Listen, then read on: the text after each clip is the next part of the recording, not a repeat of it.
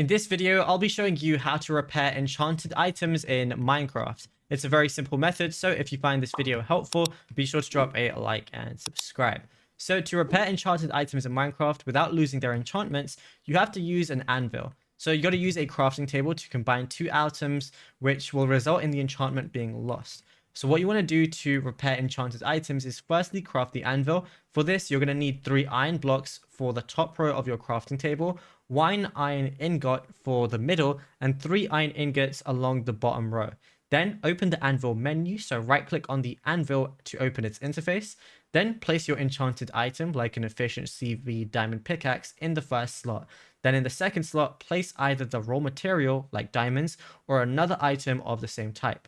And a good tip is using raw materials like diamonds can often be cheaper than using an entirely new item. Then your repaired item will retain its original enchantments, and that's it. You'll be good to go.